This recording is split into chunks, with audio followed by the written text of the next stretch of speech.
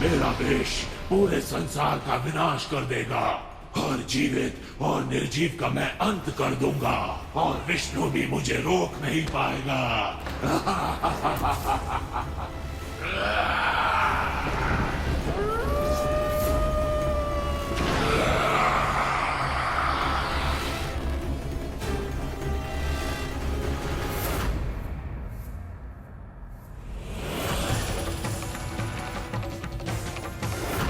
ये हलाहल तो सारे ग्रहों को भी नष्ट कर रहा है। यदि विष्णु जी ने कुछ नहीं किया तो सब समाप्त हो जाएगा। प्रभु, कोई तो उपाय होगा इस विष से बचने का।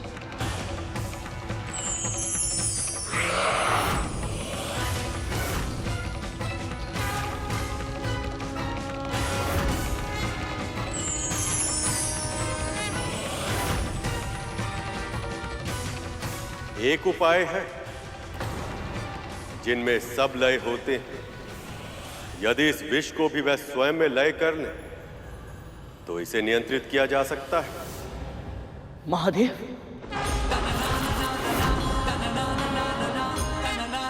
शिव शंकर ऐसे ही भूतनाथ नहीं कहलाते।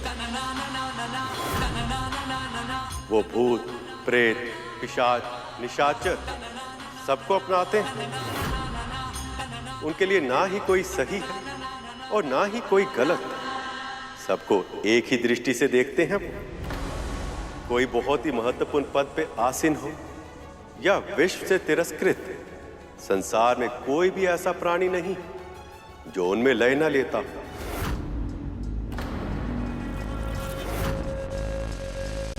जब कोई उनसे वरदान मांगता है तो एक बार उसके परिणाम के बारे में सचेत अवश्य करते हैं, किंतु तब तक लौटने नहीं देते जब तक उसकी इच्छा पूरी ना हो। इसीलिए तो वो भोलेनाथ कहलाते हैं।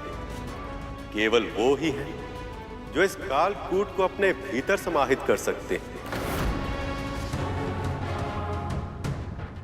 केवल वो ही हैं जो इस संसार को विनाश से बचा सकते हैं।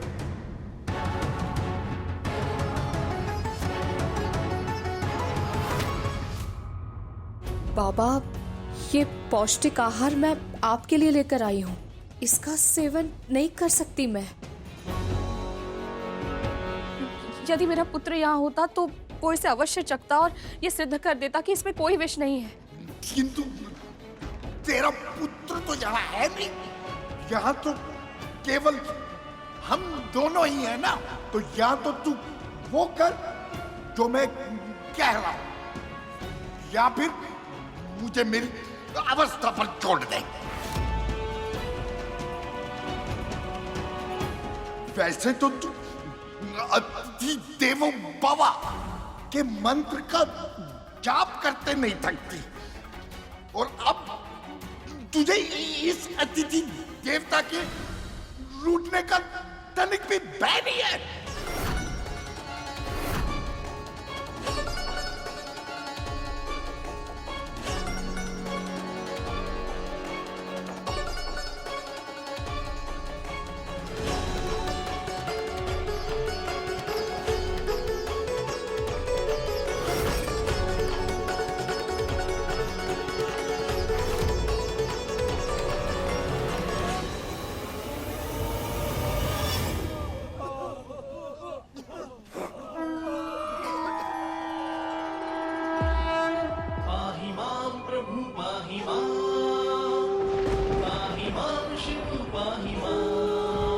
संकट में है ब्रह्मांड, विष से मचा हाहाकार।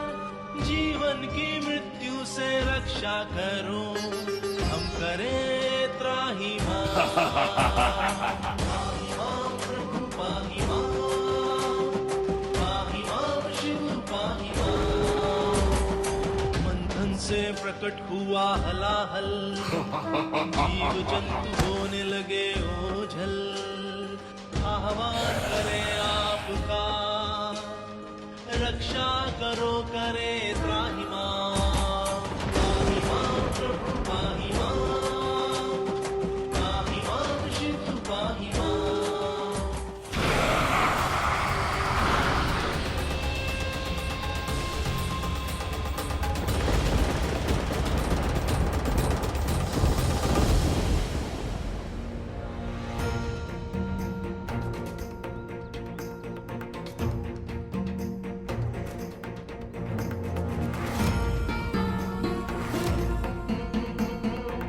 अगर विंता माँ ने ये जहरीला खाना खाया तो उनकी मृत्यु निश्चित है।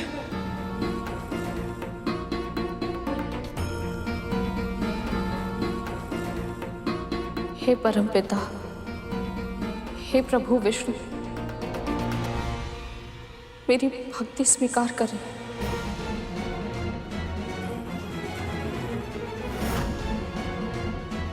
यज्ञ शिष्टाशिना संतो मुच्यन्ते सर्व किल विषय भुंजते ते त्वगम पापाये पचन्त्यात्म कारणम।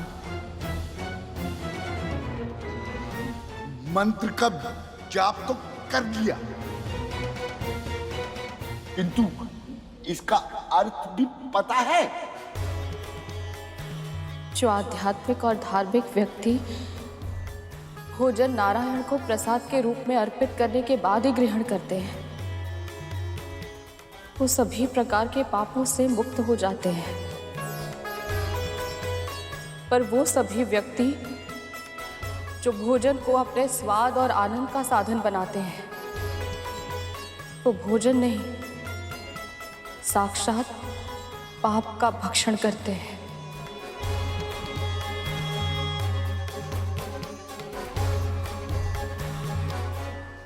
बस बस, ज्ञान की बातें करने में समय नष्ट मत कर, शीघ्र खा। भूख के कारण मेरे पेट में सर्प लौट रहे हैं। खा। मैं ये भोजन कैसे खा सकती हूँ? मैं तो शाकाहारी हूँ, किंतु मेरे पास और कोई पर्याय भी तो नहीं।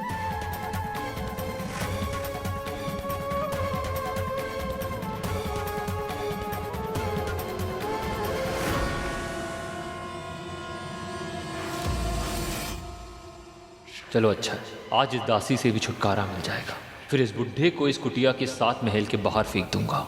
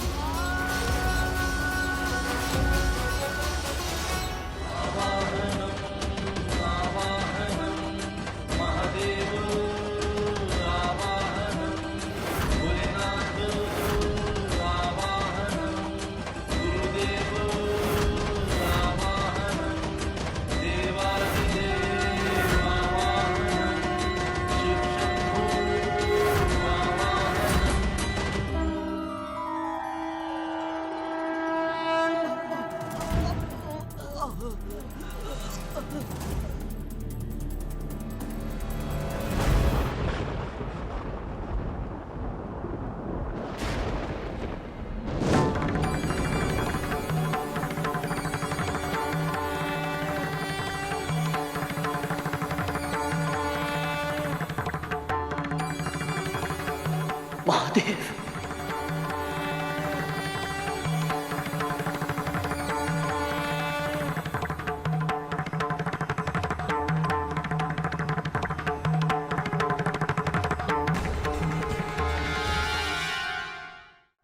प्रभु, आप अपने भक्तों के कष्टों से अनभिज्ञ नहीं। समुद्र मंथन में इस कालकूट नामक दैत्य के हलाहल विष से न केवल क्षीर सागर में बल्कि समस्त सृष्टि में हाहाकार मच गया है। हे महादेव, यदि आपने शीघ्र ही कोई उपाय नहीं निकाला तो यह सारा संसार नष्ट हो जाएगा।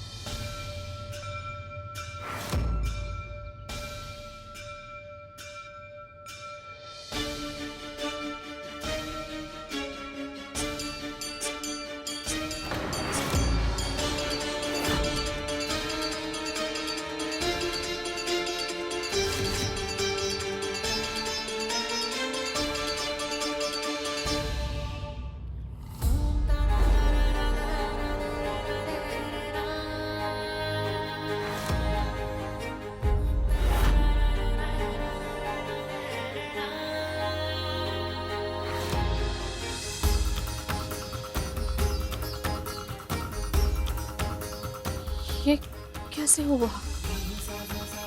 ये खीर कैसे बन गई?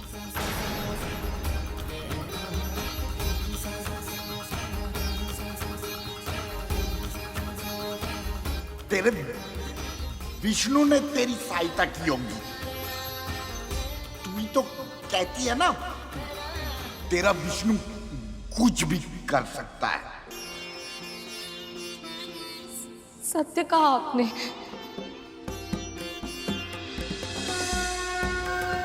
अवश्य ही मेरे प्रभु ने मुझ पर दया की है। आपका बहुत बहुत धन्यवाद नारायण, बहुत बहुत धन्यवाद। ये दोनों क्या कह रहे हैं? लगता है तुझे मेरे प्राणों की कोई चिंता नहीं है। पहले ही इतना समय नष्ट हो गया है, अब भी तू तेरे विष्णु के गुणगान करने में समय बिता नहीं है। समझ गया मैं, भोजन में विष नहीं है। ला दे।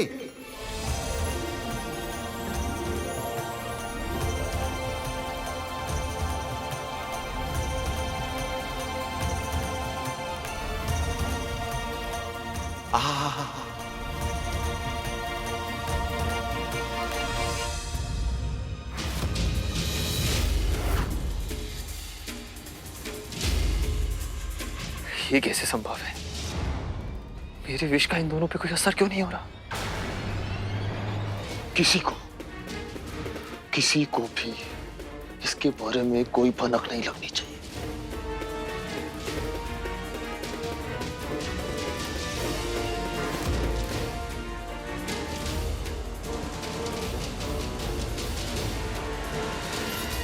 पहले से ही एक रहस्य पेट में छिपा कर रखा है, फिर दूसरा रहस्य। मैं भी वही सोच रहा था, तक तू हमसे एक नहीं संभलता, अभी दूसरा रहस्य कैसे संभाल लेंगे? चल।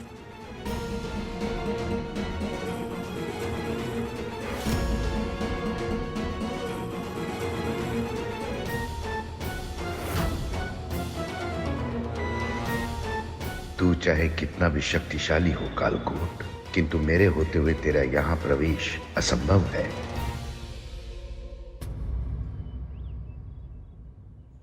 आज तपन बहुत है हवा में।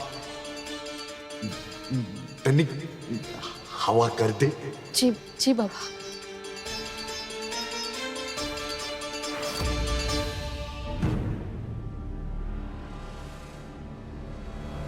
कालकूट की हलाहल से संसार की रक्षा का केवल एक ही उपाय है।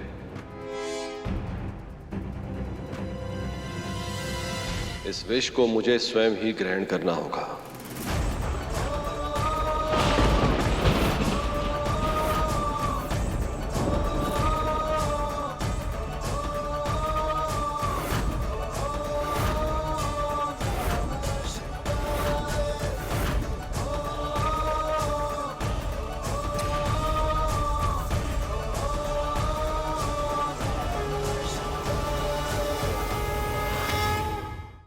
आप ऐसा नहीं कर सकते स्वामी।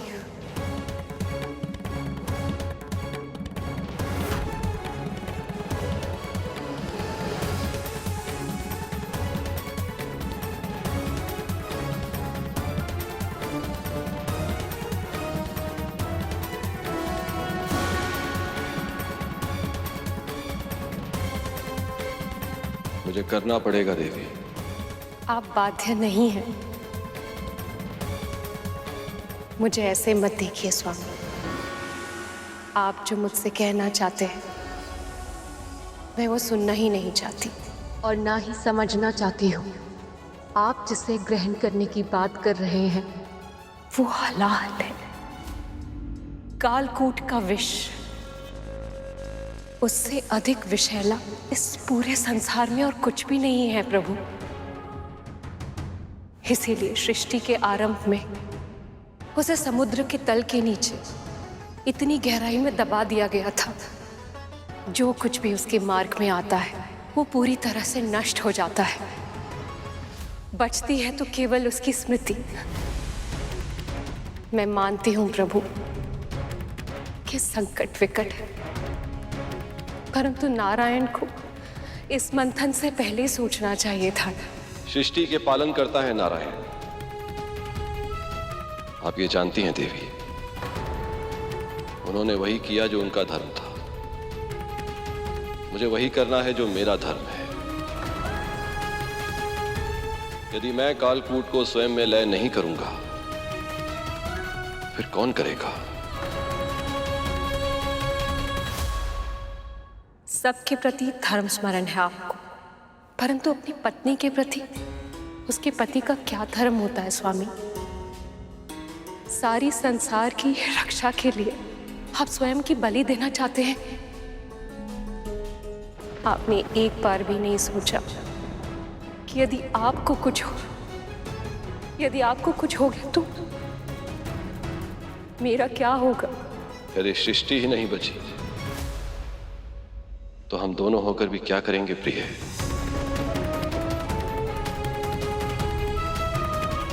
भगवान भक्त की भक्ति में बंधे होते हैं। यदि भक्ति नहीं रहे तो भगवान का अस्तित्व भी नहीं रहेगा। जो मन में आए करना चाहते हैं आप। आपने निश्चय कर ही लिया है तो मेरा कहना ना कहना क्या अंतर पड़ता है? अंतर पड़ता है देवी, बहुत अंतर पड़ता है। मैं शिव हूं क्योंकि आप मेरी शक्ति हैं, और आपके साथ के बिना मेरा विष को ग्रहण करना असंभव होगा। स्वामी, यह क्या करने के लिए कह रहे हैं मुझसे? आप चाहते हैं कि स्वयं एक सुहागन अपने पति को विष का प्याला दे दे? ये नहीं होगा मुझसे प्रभु, ये नहीं होगा।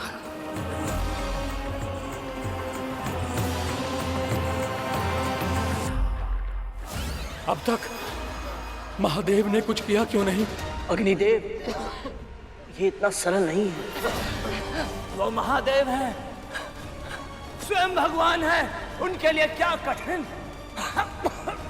और क्या सरल। हाँ, वो भगवान है, परंतु इसका अर्थ ये नहीं कि उनमें भावनाएं नहीं है। भगवान वो सब कुछ करने में सक्षम है जो इस संसार में और कोई नहीं कर सकता। परंतु इसका अर्थ ये नहीं कि ऐसा करने के लिए शारीरिक, मानसिक और भावनात्मक शक्ति नहीं लगती। जिस हलाहल को हम पल भर के लिए सहन तक नहीं कर पा रहे थे, उसे पूरा का पूरा धारण करने वाले हैं महादेव। जब भक्त संकट में हो तो उसकी रक्षा करने के लिए भगवान दौड़े चले आते हैं, परंतु जब भगवान किसी दुविधा में हो तो उनका साथ कौन देगा? क्या आप निराश करेंगे ऐसे भक्तों को? ये सब हमारी अपनी ही संतानें हैं। क्या आप इन्हें पीड़ा में तड़पते हुए देख पाएंगे?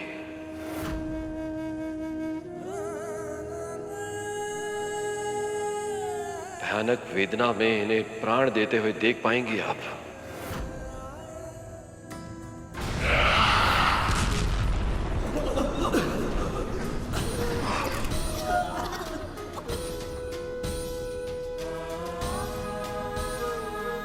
आप सही कह रहे हैं स्वामी। हम अपनी संतानों के साथ ऐसी त्रासदी नहीं होने दे सकते। क्षण भर के लिए तो मैं भूल ही गई कि मैं तो सदा सुहागन हूं। माथे पर बिंदी, मांग में सिंदूर, कान में कुंडल और गले में मंगलसूत्र है प्रभु। हाथ में सुहाग का चूड़ा, पांव में अलता, बिछिया, और जो सुहागन इन सारे अलंकारों से सुसज्जित होती है, उसका सुहाग हमेशा अमर होता है। मैं प्रेम को बंधन नहीं बनने दूंगी स्वामी। मैं शक्ति हूं, आपकी शक्ति, और शक्ति ही रहूंगी। जाइए, सृष्टि की रक्षा कीजिए स्वामी। हमारी संतानों का कल्याण कीजिए स्वामी।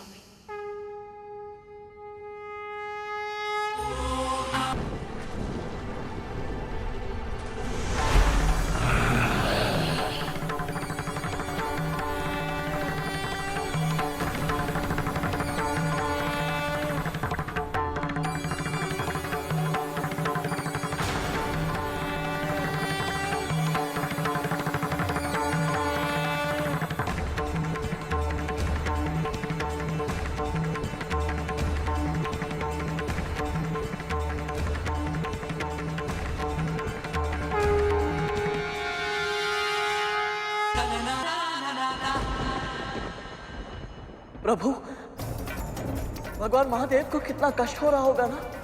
ये हलाहल बुरे विचारों का प्रतीक है गर्ग, जो जितने एक साथ इकट्ठे होते हैं उतने ही विषैले होते जाते हैं। इसलिए हमें ये प्रयास करना चाहिए कि हमारे मन में कभी भी बुरे और अशुद्ध विचार निवास ना कर।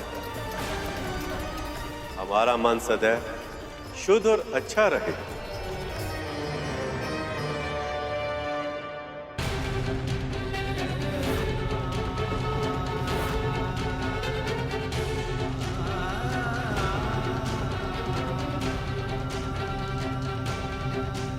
स्वामी के भीतर से ही पूरा ब्रह्मांड संचालित होता है। यदि विष उनके कंठ के नीचे गया तो भी विश्व का विनाश होगा। मुझे कुछ करना होगा।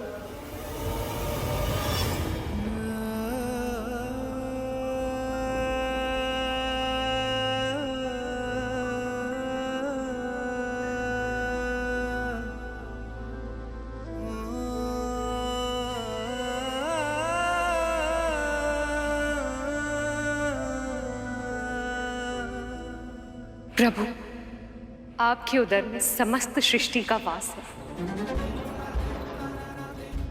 यदि ये हलाहल का विष आपके कंठ से उतरकर उधर तक चला गया तो आपके इस महाप्रयास के बाद भी इस सृष्टि का विनाश निश्चित है। इसीलिए आपको ये हलाहल का विष अपने कंठ में ही रोक कर रखना होगा।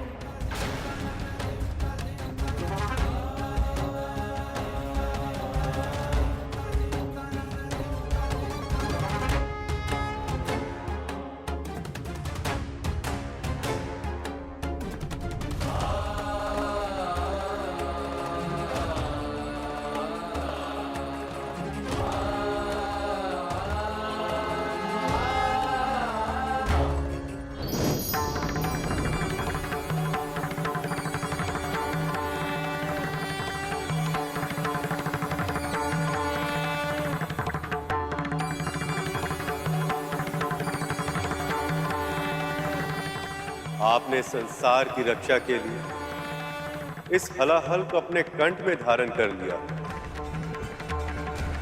इसलिए आज से संसार आपको नीलकंठ के नाम से भी जानेगा।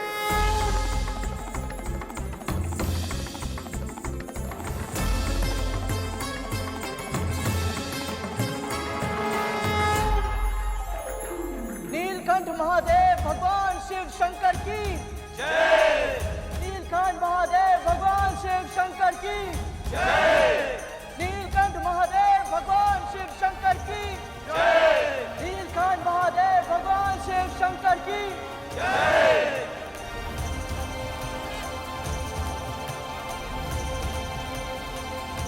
मेरा ये रूप आत्मनियंत्रण का प्रतीक है।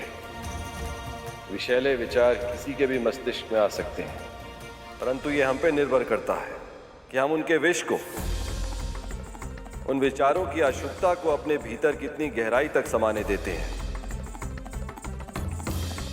उसे अपने हृदय में, अपनी आत्मा में प्रवेश करने देते हैं या नहीं। अर्थात मेरे इस रूप की जो भी पूजा करेगा वह सदैव अपने नकारात्मक, तामसिक, अशुद्ध और विषैले विचारों को नियंत्रण में करके प्रसन्न, संतोषप्रद और शांतिपूर्ण जीवन जीने में सफल होगा। नीलकंठ महादेव भगवान शिव शंकर की जय। नीलकंठ महादेव भगवान शिव शंकर की जय। नीलकंठ महादेव भगवान शिव शंकर की जय।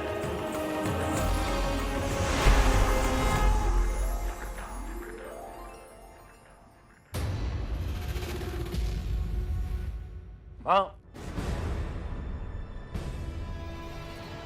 तक्षक,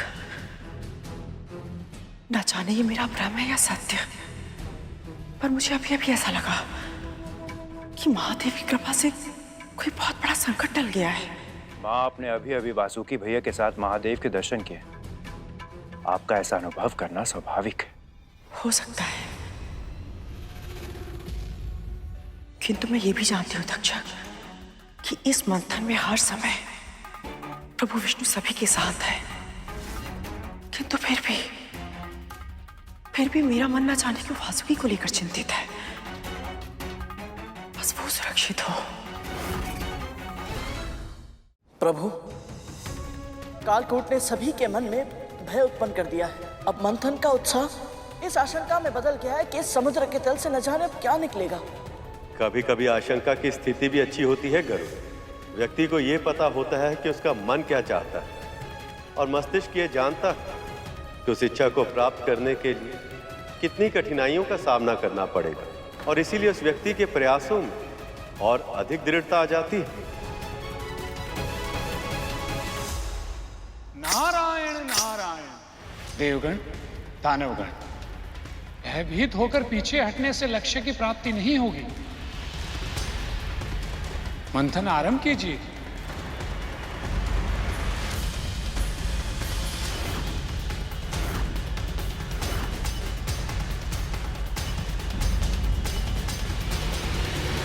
नारायण नारायण। प्रभु, आपने जो कहा वो कितने शीघ्र सत्य सिद्ध हो गया। वो देखिए।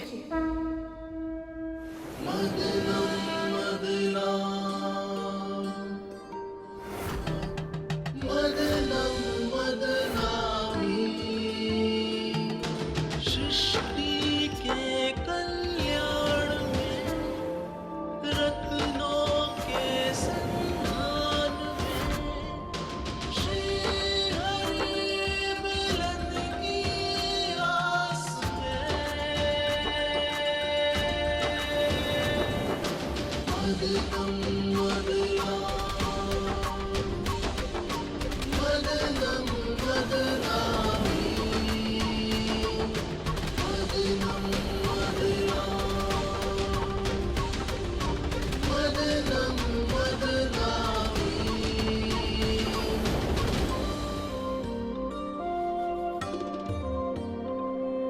पहली बार देवों और दानवों का ध्यान कहीं और नहीं, मंथन पर केंद्रित है। हाँ प्रभु, अब ना तो देवता वासुकी के मुंह की ओर का सिरा थामने के कारण असुरों का उपहास कर रहे हैं, और ना ही असुर अपनी इस विवशता से क्रोपित हैं। दोनों ही पक्ष सब कुछ भुलाकर अपनी पूरी इच्छा शक्ति से क्षीर सागर को मथ रहे हैं। प्रभु, अब तो माता लक्ष्मी प्रकट होंगी ना? आशा तो मुझे भी यही है गरुड़, पर निश्चित रूप से मैं भी नहीं जानता। ये मंथन देव और दानव कर रहे हैं, इसलिए समुद्र के तल से क्या बाहर आएगा और कौन उसे ग्रहण करेगा, ये सब उन्हीं के प्रयत्नों पर निर्भर करेगा। और इसलिए कुछ भी पहले से बता पाना असंभव है। यदि हमारे जीवन में अनिश्चितता ना हो तो जीवन नीरस हो जाए। स्वयं विचार कर, यदि हमारे जीवन में सब कुछ हमारी आशा के अनुरूप हो या सब कुछ आशा के विरुद्ध हो, तो दोनों ही परिस्थितियों में जीवन कैसा होगा? एकर सता से परिपूर्ण, उबाऊ। पर गरुड़ इससे सहमत नहीं। दुविधा को दबाना नहीं चाहिए गरुड़। जो भी मन में है, निश्चिंत होकर कहो। प्रभु, जब अपनी इच्छा पूरी ही ना हो, बल्कि जो भी हो उसके विपरीत ही हो, तो हतोत्साहित अनुभव करना स्वाभाविक है ना? तुम्हारे कहने का अर्थ क्या है गरुड़? मेरी मां को देख लीजिए भैया।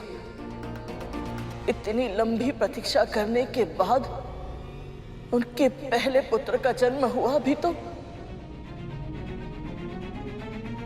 अर्धविकसित अवस्था में। ये क्या किया आपने? ईर्ष्या के वश में अपने ही पुत्र को विकलांग बना दिया। उसके बाद उन्होंने मेरे पालन पोषण पर अपना सारा ध्यान केंद्रित करना चाहा, पर मेरे जन्म लेते ही मां दासी बन गई। उनके आशा के दीप की अंतिम लौ था मैं, परंतु मैं भी दास।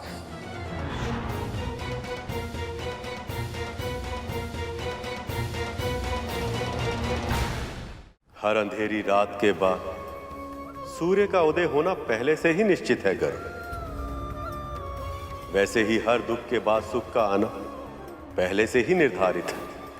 परम पूज्य ब्रह्मा जी ने इस सृष्टि की रचना ही ऐसे की कि समय चाहे अच्छा हो या बुरा सदैव एक सा नहीं रहता, ऋतुओं की तरह बदलता रहता है।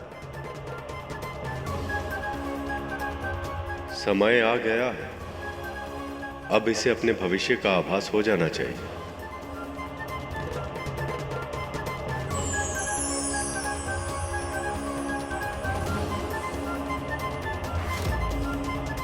यदि तू मेरा ये कार्य करने के लिए तैयार है तो मैं तुझे और तेरी मां को दासत्व से मुक्त कर दूंगी।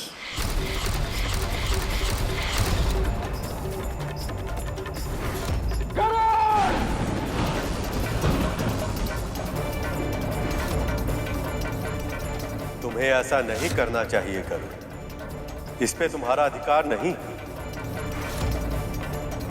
मेरा पुत्र और मैं, हम दोनों मुक्त हो गए, दासत्व से मुक्त हो गए हम दोनों।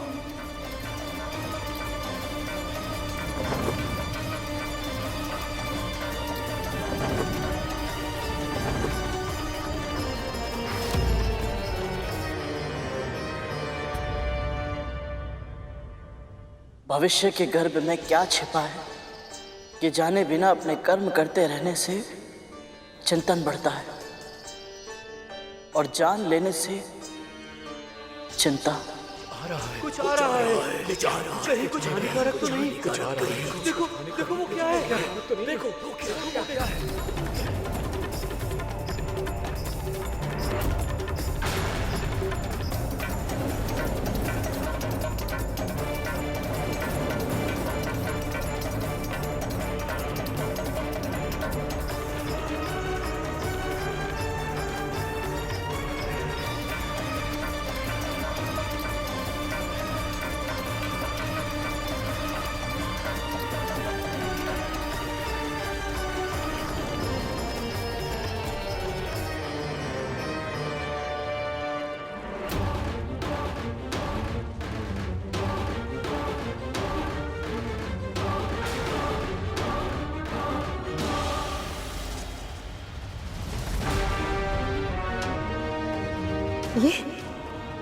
ये क्या हो रहा है?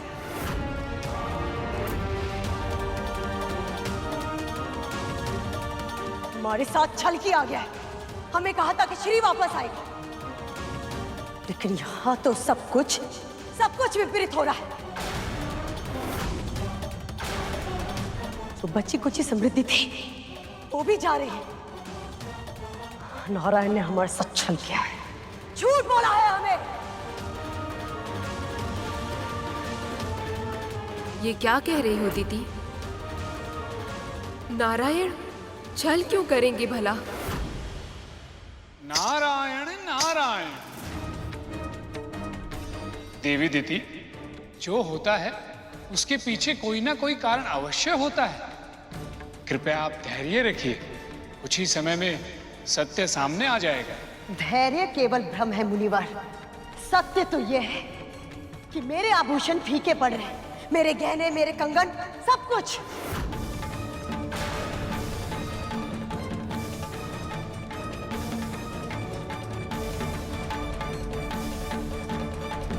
ये संकेत माता लक्ष्मी के आने के तो नहीं हो सकते प्रभु।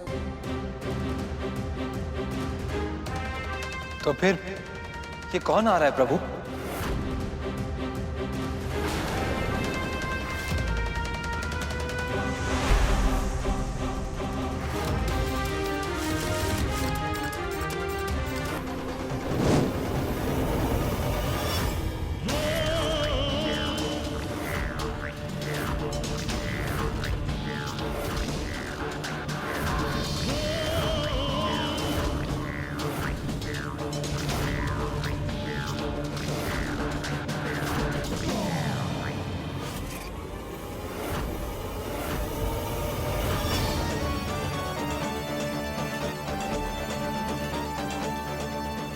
लक्ष्मी,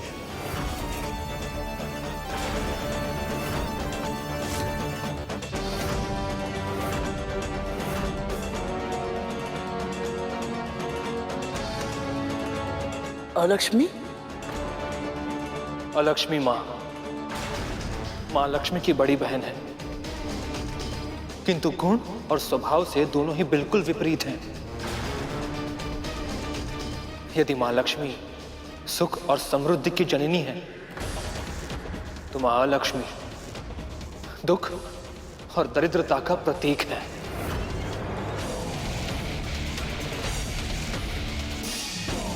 देवी अलक्ष्मी?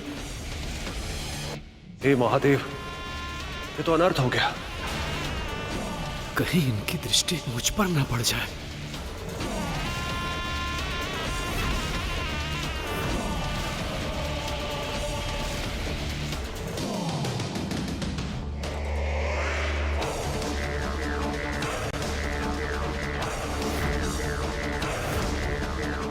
प्रभु, ये सभी अलक्ष्मी माँ से इतना भयभीत क्यों हो रहे हैं?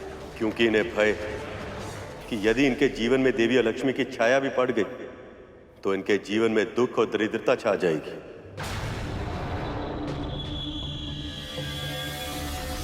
परंतु प्रभु, आपने अभी अभी समझाया कि सुख और दुख तो जीवन के भाग है।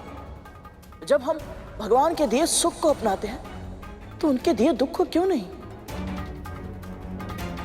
माता अलक्ष्मी जैसी भी है, परंतु है तो मां स्वरूप ही। यदि अलक्ष्मी की दृष्टि हम पर पड़ी तो हम पर विघ्न पहाड़ टूट पड़ेंगे।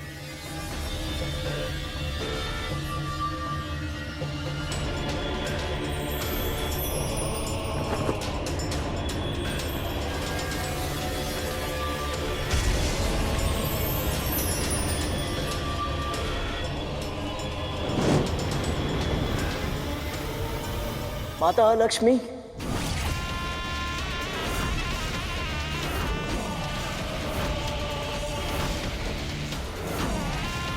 मेरा प्रणाम स्वीकार करें।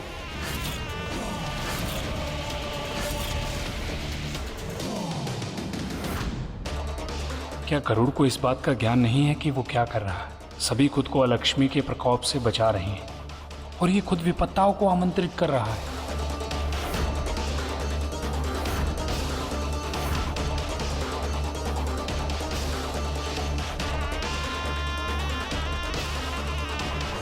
मूर्ख, बुद्धू,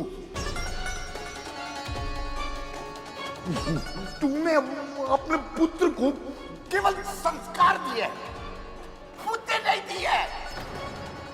पर हुआ क्या है बाबा? आप ऐसा क्यों कह रहे हैं?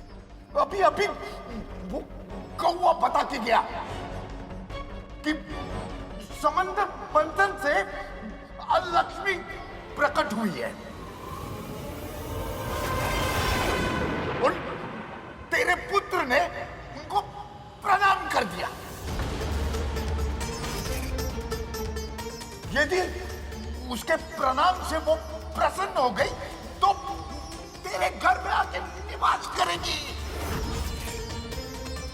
तू और तेरा परिवार तो कष्ट उठाएगा ही, साथ में मुझे भी न जाने संसार के कितने कष्ट सहने पड़ेंगे। इससे अच्छा तो मैं वन में सुखी था।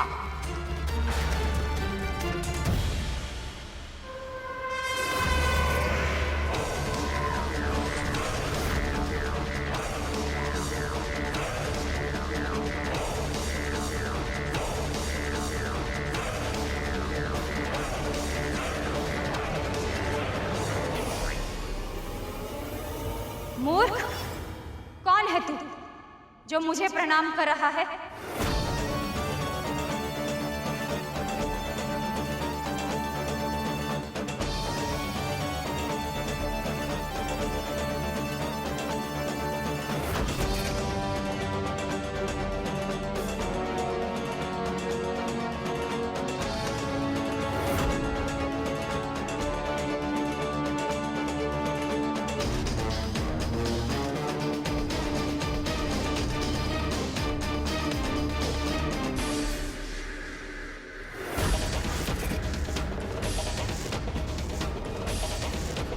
महर्षि कश्यप और मां विंता का छोटा पुत्र गरुड़ हूं मैं मां। मेरा प्रणाम स्वीकार करें। गरुड़,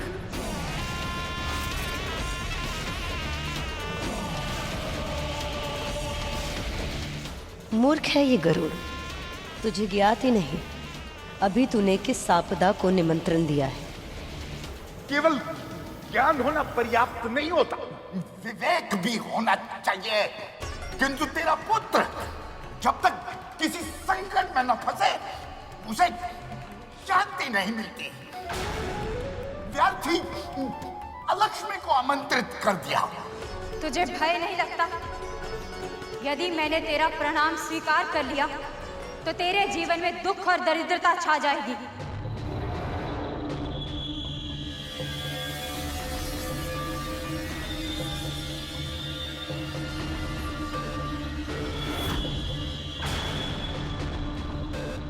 स्वयं को जीवन देने वाली मां को दासी बने देखने से बड़ा दुख और क्या हो सकता है।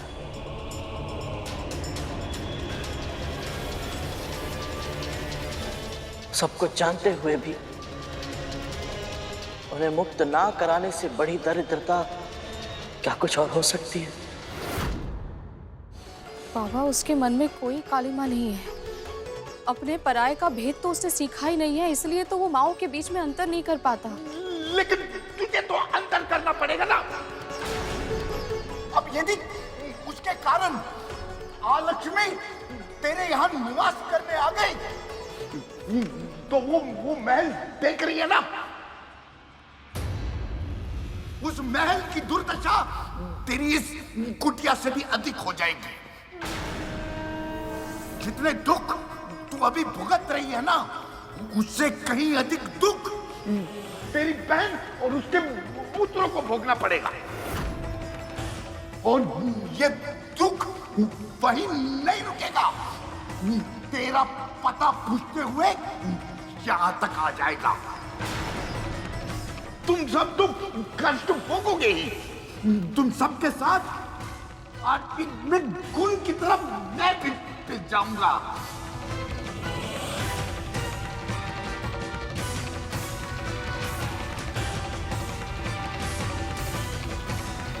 कहीं गरुड़ पर देवी अलक्ष्मी का अशुभ प्रकोप न पड़ जाए। मुझे गरुड़ की सहायता करनी होगी।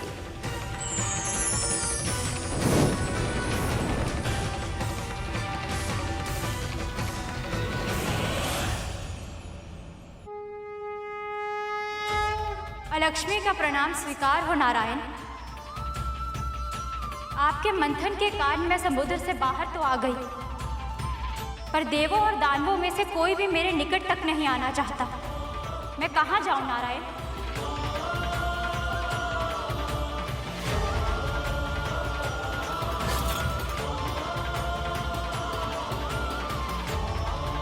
हे नारायण, ऐसा नहीं होने दे सकती मैं। बाबा, आप ही बताइए, देवी अलक्ष्मी को महल में प्रवेश करने से कैसे रोकूं मैं? असंभव नहीं है, किंतु बहुत कठिन है। बहुत कुछ करना पड़ेगा। कर पाएगी तू? बोल, कर पाएगी तू?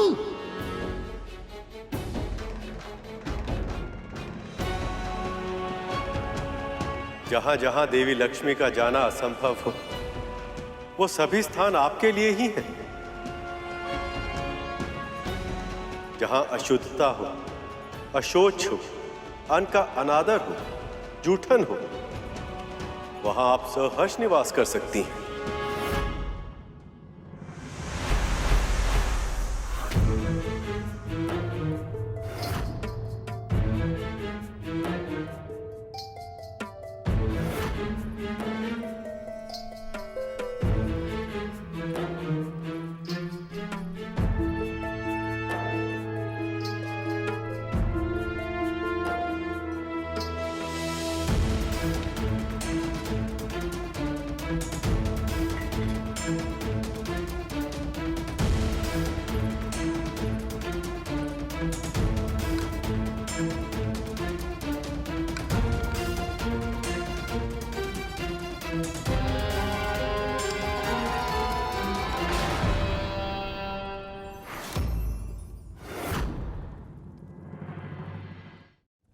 तूने मुझे रोका, इतना तो साहस। जहां सत्य और संस्कार का अनादर होता हो, छोटी छोटी बातों पर कलह और कलेश होता हो, वहां आप निवास कर सकती हैं देवी।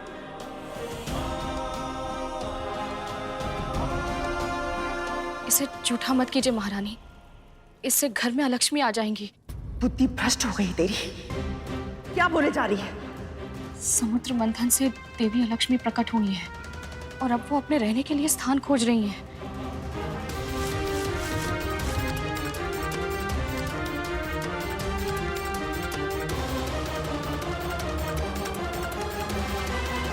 तुझे किसने बताया ये? वो बाबा है ना, उन्हें कौवे ने बताया। क्या कह रही है तू? कौन सा कौवा और क्या बताया उसने? वो सब अभी समझाने का समय नहीं है महारानी। सबसे पहले हमें इस पूरे महल को ठीक से स्वच्छ करना होगा। कहीं भी कोई भी ऐसी वस्तु नहीं होनी चाहिए जो दरिद्रता को आकर्षित करे। कितनी अंधविश्वासी हो गई है तू। यदि मैंने थोड़ा सा भोजन चख लिया तो कोई पहाड़ टूट पड़ेगा या बिजली गिर जाएगी। भोजन झूठा हो जाएगा महारानी, और झूठे भोजन का भोग नहीं लग सकता। जहां अन्न का भोग ना लगता हो, वहां देवी लक्ष्मी का वास कभी नहीं हो सकता। और जहां देवी लक्ष्मी का जाना असंभव हो, वहां लक्ष्मी आ जाती हैं।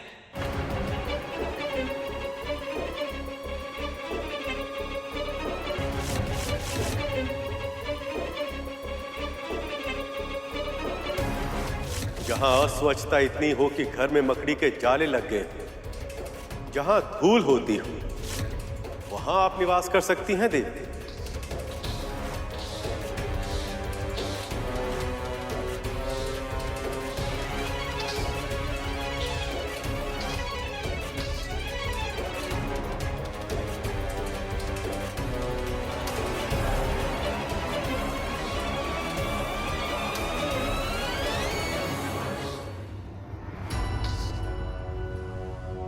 ये लीजिए दासी माँ।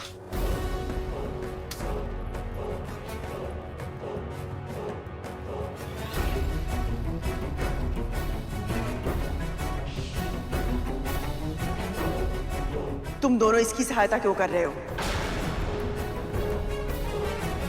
सहायता?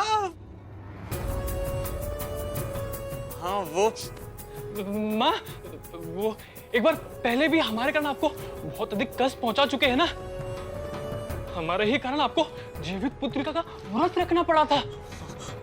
और हम भूलकर भी ऐसी भूल नहीं करेंगे जिससे आपको कष्ट हो माँ। और ये हम इनके लिए थोड़ी कर रहे हैं, आपके लिए कर रहे हैं ना माँ।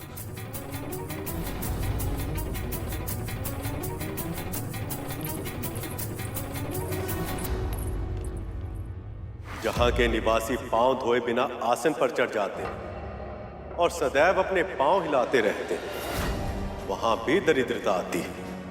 वहां आप निवास कर सकती हैं देवी। मेरे विष का उस बुढ़े पर कोई प्रभाव क्यों नहीं पड़ा? क्या कारण हो सकता है इसका? ऐसे पांव हिलाने से भी दरिद्रता आती है।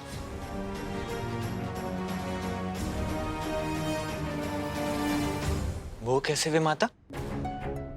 पांव हमारी स्थिरता के प्रतीक होते हैं। यदि हम ऐसे लेटकर पांव हिलाते हैं तो इससे हमारी स्थिरता समाप्त होती है और हम अस्थिर होते जाते हैं, और ये हमारे अस्तित्व के लिए संकट बन जाता है। इसी तरह यदि गंदे पांवों के साथ विश्राम किया जाए तो बुरे स्वप्न आते हैं। तब तो कालिया भैया को तो कल से बुरे स्वप्न आ रहे हैं। वो इस बात से चिंतित है कि कहीं उनके विष का प्रभाव समाप्त तो नहीं हो गया। तब तो फिर हमें शीघ्र ही उन्हें रोकना चाहिए। चल, पर कैसे?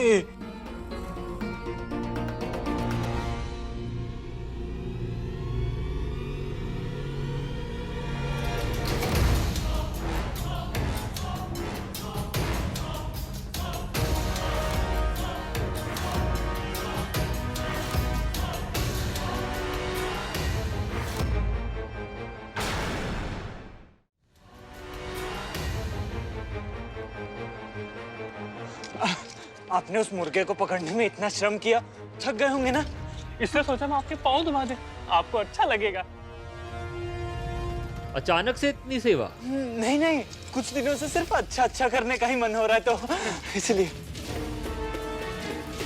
ठीक है, फिर अच्छे से पैर दबाओ।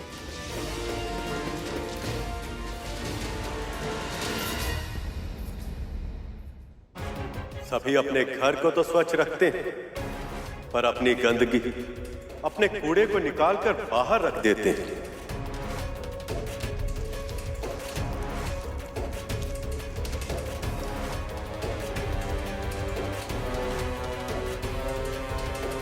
जहां आसपास का वातावरण स्वच्छ ना हो, वहां रोग, दुख और दरिद्रता पहुंच जाते हैं। वहां भी आप निवास कर सकती हैं।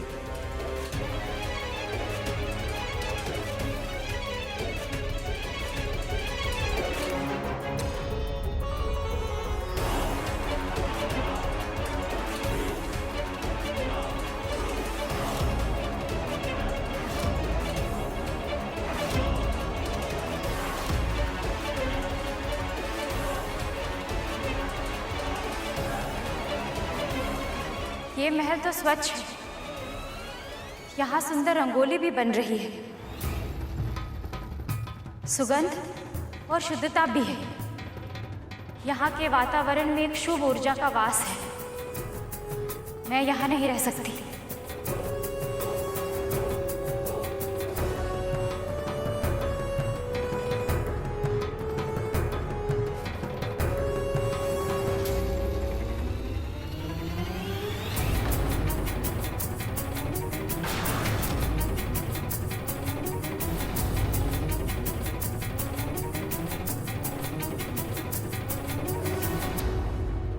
प्रभु, आपका कोटि कोटि धन्यवाद माता अलक्ष्मी की छाया इस घर पर ना पड़ने देने के लिए।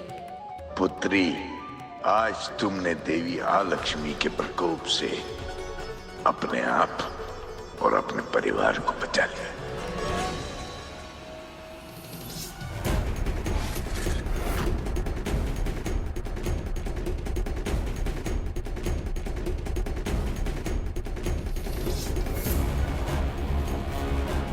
तुझे क्या हुआ? कुछ नहीं माँ, बस यही सोच रहा था कि आपको लेके सभी के मन में कितना भ्रम है। किसी ने आपको कभी समझने का प्रयास ही नहीं किया।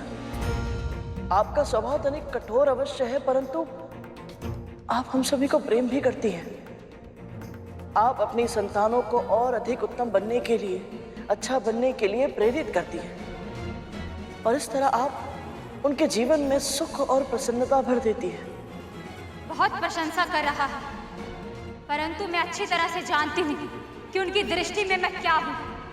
ये सब क्या सोचते हैं मेरे बारे में? ऐसा नहीं है माँ। अच्छा, तू समुद्र के भीतर आया था ना, लक्ष्मी से भी मिला था, तो अब तू ही बता, वो अधिक सुंदर है या मैं?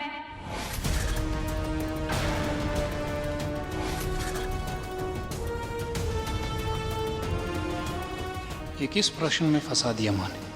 जब भी कोई स्त्री ऐसा प्रश्न पूछती है तो बड़े से बड़े ज्ञानी सही उत्तर नहीं दे पाते। यदि गरुड़ के उत्तर से माँ रुष्ट हो गई तो पता नहीं क्या होगा।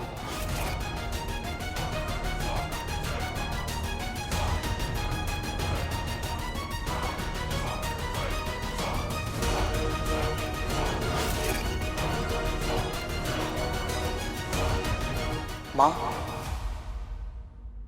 माता लक्ष्मी आते हुए अच्छी लगती है और आप जाते हुए। तू समुद्र के भीतर आया था ना, लक्ष्मी से भी मिला था, तो अब तू ही बता, वो अधिक सुंदर है या मैं?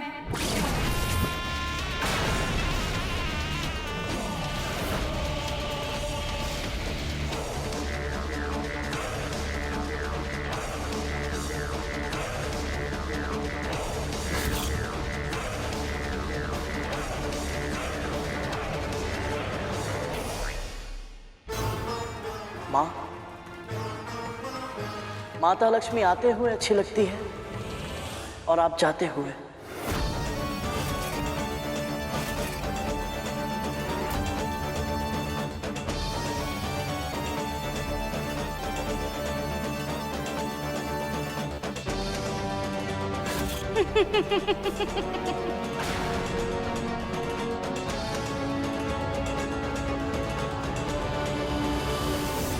मुझे तेरा उत्तर अच्छा लगा।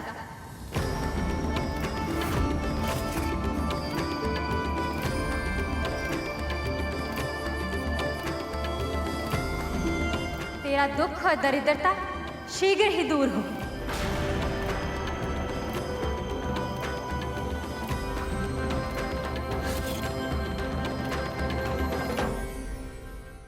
परिस्थितियां कितनी भी कठिन क्यों ना हो, ये इतनी आसानी से बच कैसे जाता है।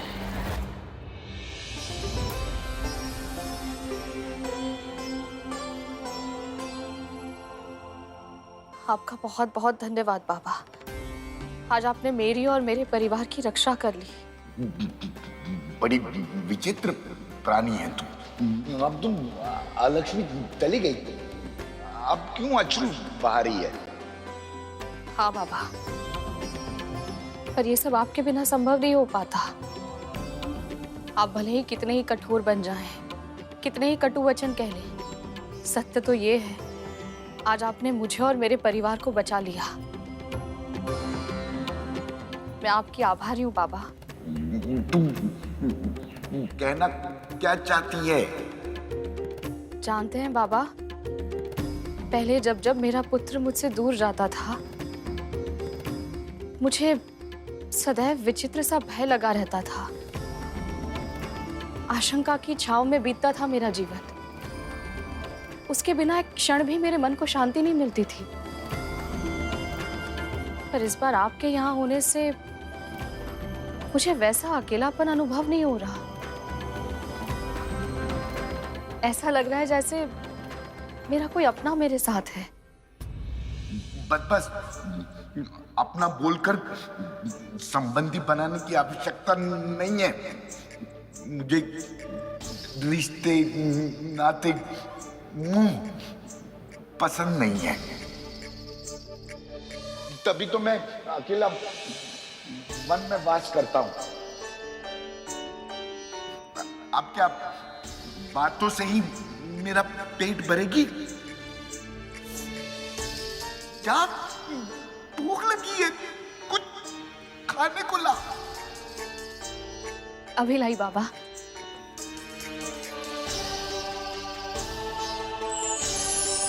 यदि तू इस परीक्षा को परिपूर्ण कर ली तो तुझे ऐसा आशीर्वाद दूंगा कि तेरे सारे कष्ट दूर हो जाएंगे। प्रभु, निवास के लिए स्थान मुझे कहीं ना कहीं मिल ही जाएगा, पर हर स्त्री की तरह मेरा भी एक स्वप्न है कि मुझे भी कोई जीवन साथी मिले, कोई हो जिसे मैं अपना सकूं और जो मुझे अपना ले पूरे मन के साथ।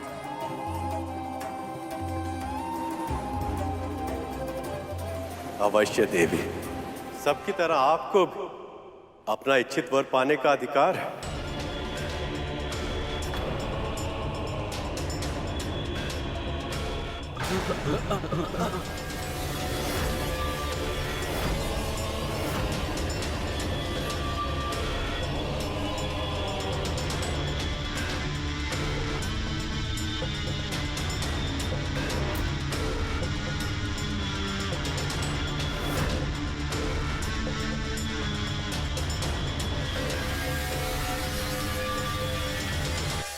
इनमें से कोई भी मेरे गुण दोषों के साथ मुझे स्वीकार करने के लिए तैयार नहीं है नारायण। इसलिए मैं आपका आवाहन करती हूँ कि आप मुझे स्वीकार करेंगे, आप मुझे स्वीकार करेंगे, मुझे स्वीकार करेंगे।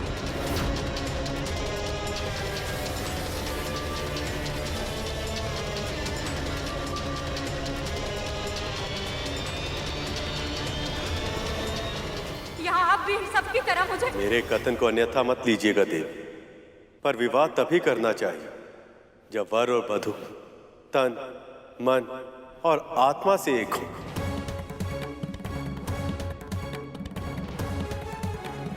पर मैं तो देवी लक्ष्मी की प्रतीक्षा कर रहा हूं।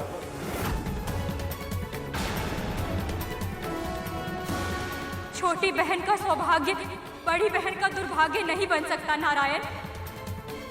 मुझे भी ऐसा ही वर चाहिए जिसमें आपका अंश हो, मैं आपकी ये इच्छा पूर्ण करने में असमर्थ हूं देव, पर मैं आपको दिव्य दृष्टि का वरदान अवश्य दूंगा, जिसकी सहायता से आप अपने लिए योग्य और उपयुक्त वर ढूंढ पाए।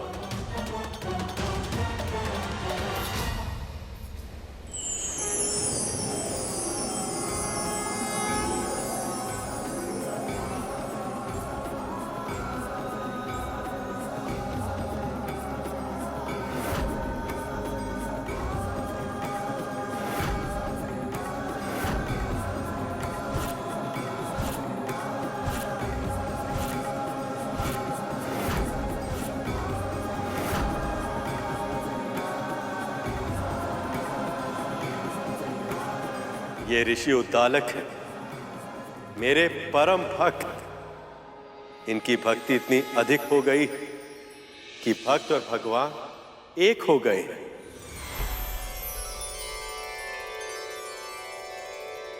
ये मुझे स्वीकार है नारायण।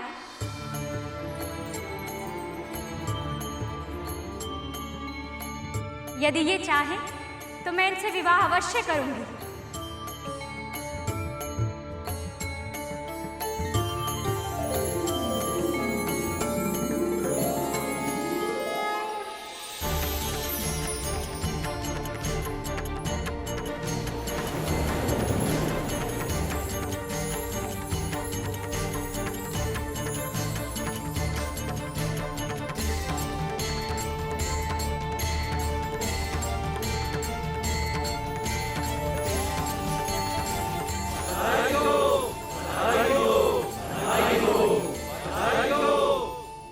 आपका जीवन शुभमय हो लक्ष्मी।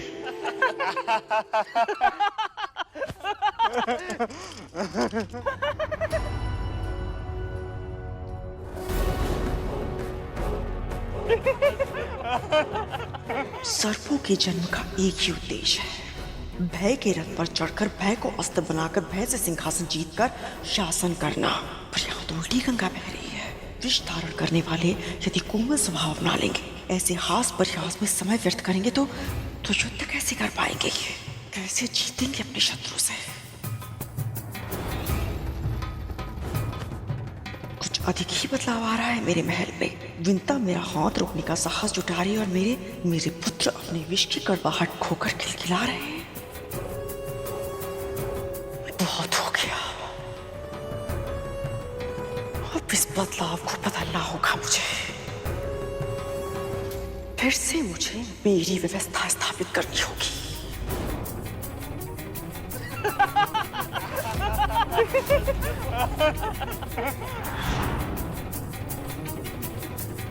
प्रभु आपकी कृपा से मंथन फिर से आरंभ हो गया।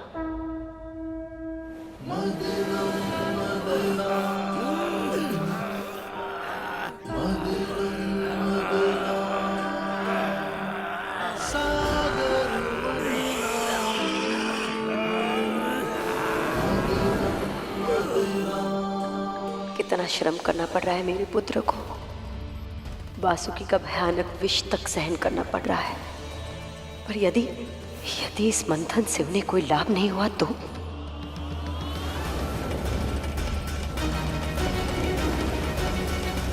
बलि, यदि इस बार कोई विनाशकाली शक्ति प्रकट हुई तो हम असुर इस मंथन को बीच में ही छोड़ देंगे।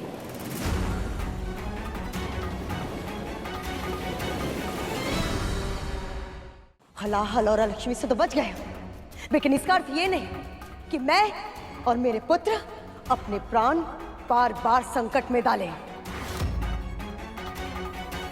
संकटों से जूझे बिना समस्याओं के समाधान नहीं मिलते दीदी। जोखिम उठाए बिना किसी भी प्रकार के पुरस्कार का मिलना असंभव है। ये तो तुम समझती हो ना दीदी। धैर्य रखिए देवी। संसार में दुखों का अंधेरा कितना भी गहरा क्यों ना हो, सुख का सवेरा अवश्य ही होता है। मेरा पूरा विश्वास है इस बार कुछ कल्याणकारी ही निकलेगा। नारायण नारायण।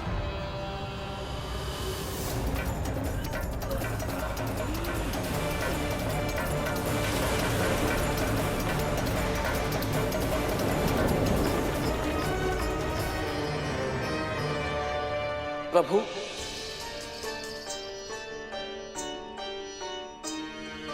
हो सकता है अब माता लक्ष्मी प्रकट हो। सही कह रहे हो गरुड़। जब अलक्ष्मी मां आ चुकी हैं, तो अब मां लक्ष्मी के आने में अधिक विलंब नहीं होना चाहिए, है ना प्रभु?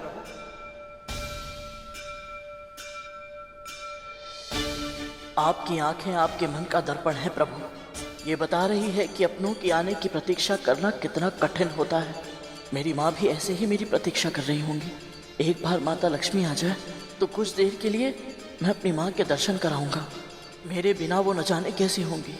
बस बड़ी माँ और उनके नाग पुत्र माँ को अधिक सता ना रहे हो। जब विंता का महाबलशाली पुत्र उसके साथ था, तब भी उसने कभी इस तरह मेरा अनादर करने का, मेरी आज्ञा की अवहेलना करने का साहस नहीं किया, बल्कि अपने पुत्र को सदैव एक ही शिक्षा दी, मेरे हर अच्छे बुरे, हर आदेश का सम्मान करने की शिक्षा। तो फिर अब अचानक ऐसा क्या बदल गया कि वो मेरे सामने दृष्टि उठाकर बात करने लगी? आप बिल्कुल सही सोच रही हैं माँ। कुछ तो निश्चित रूप से बदला है। तुम्हें मेरे मन की बात कैसे पता चली? माँ, यदि माँ अपने पुत्रों के मन की बात पढ़ सकती है, तो पुत्र भी तो अपनी माँ का मन पढ़ सकते हैं। आप तो बस ये सोचिए कि हमारे आसपास का वातावरण कब से बदलने लगा। हाँ माँ, यदि ये पता चल जाए तो हो सकता है कि आपको ये स्वयं पता चल जाए कि हमारे इस महल में जो भी कुछ घट रहा है उसका सही कारण क्या है। सही कह रहे हो तुम दोनों। आपको जो दंड देना है मुझे दे दीजिए, पर उन बाबा को जाने के लिए नहीं कह सकती मैं। अब बताएगी भी? बात क्या है? बाबा को पौष्टिक आहार चाहिए महारानी। उस बुढ़े में अवश्य ही कुछ बात है। जब से वो आया है, इस विंता का मनोबल भी बढ़ गया है और हम सब मिलकर भी उसे कुटिया से बाहर नहीं निकाल पा रहे हैं। क्या हुआ? फेंक दिया उस बूढ़े को बाहर? उसे महल से बाहर फेंकना तो दूर की बात है माँ। हम दोनों उस मायावी के आसपास भी नहीं पहुंच पा रहे माँ। जब से उस बुढ़े ने इस महल में प्रवेश किया है, तब से ही सारी गड़बड़ चल रही है। कुछ दिन पहले मुझे भी एक तीव्र झटका लगा था। अवश्य वो बुढ़ा सारी समस्या की जड़ है। समस्या की जड़? नहीं नहीं माँ, वो तो समाधान। माँ, इसके कहने का अर्थ है समस्या की जड़ तो आपने ढूंढ ही ली है, अब समाधान भी मिल ही जाएगा। इस महल में जो भी कुछ घट रहा है उसका कोई ना कोई संबंध उन बाबा के इस महल में आने से ही है। विंता ऐसे ही किसी को मार्ग से उठाकर अपनी कुटिया में नहीं लाएगी, और जितना यत्न के साथ वो उसकी सेवा कर रही है, कोई ना कोई कारण तो अवश्य है, कोई उद्देश्य या कोई छुपा हुआ लक्ष्य। और वो क्या है मैं जान कर रहूंगी। और यदि सच में वो बाबा चमत्कारी है तो उसका आशीर्वाद मुझे मिलेगा, उस विंता को नहीं।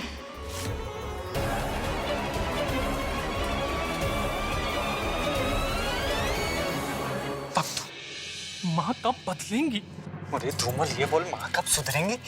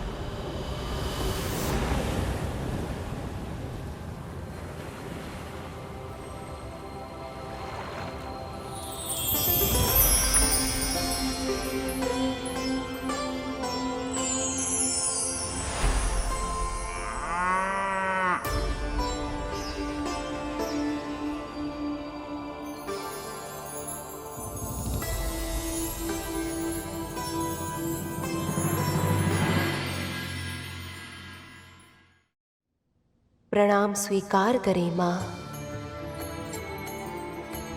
प्रभु, ये गौ माता कौन है और इनमें इतना विशेष क्या है कि इनके प्रकट होते ही वातावरण में अभूतपूर्व शुद्धता और शांति व्याप्त हो गई?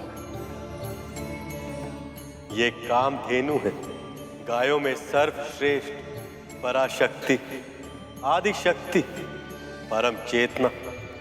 ये चिरायु है और जन्मी और सबसे महान है। उन मां ललिता ने संसार के कल्याण के लिए इस दिव्य कामधेनु गाय के रूप में अपना सर्वसुलभ चैतन्य रूप प्रकट किया है।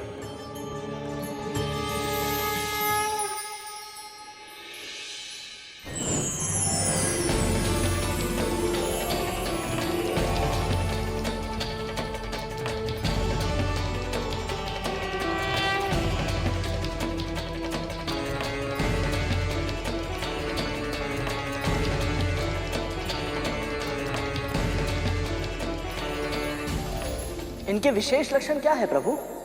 कामधेनु की रीढ़ की हड्डी पर सूर्य केतु नाड़ी होती है, जो हानिकारक विकिरण को समाप्त कर वातावरण को स्वच्छ करती है। इसके साथ साथ ये नाड़ी गाय के तन में स्वर्ण का निर्माण भी करती है, जो उनके दूध, मूत्र और गोबर से सहज ही प्राप्त किया जा सकता है। हम दूध और मूत्र का उपयोग करते हैं और गोबर खाद के रूप में खेतों में उगने वाले अनाज के माध्यम से हमारे तन में प्रवेश करता है। इनकी पूंछ भूमि को छूती है और स्त्रियों की चोटियों के समान सदैव गुथी ही होती हैं। हिंसा का संदेश देने वाले इनके ये सींग सदैव उल्टे ही होते हैं और इनकी आंखों से प्रतिपल प्रतिक्षण आंसू बहते ही रहते हैं, जो करुणा का प्रतीक होते हैं। कामधेनु की अस्थियों में पर्वत और मज्जा में यज्ञ स्थित होते हैं और इनके चारों थनों में 4 महासमुद्र होते हैं।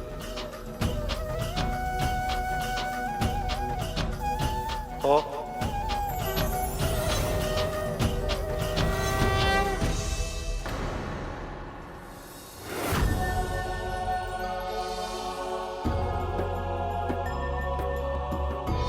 प्रभु, प्रभु,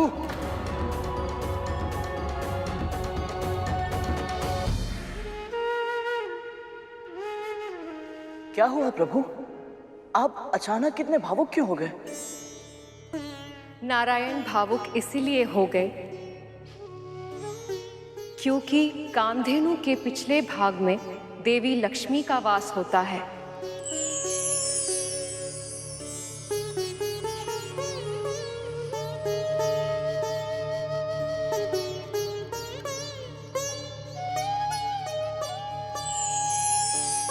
परंतु माता लक्ष्मी का वास मां कामधेनु के पिछले भाग में ही क्यों? मैं बताती हूँ। जब मैं साकार रूप में कामधेनु बनकर अवतरित हुई,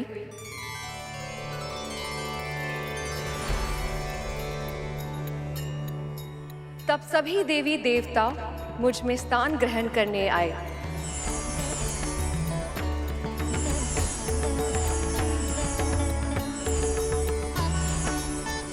जो सबसे पहले आया उसे अपनी इच्छा अनुसार स्थान मिल गया।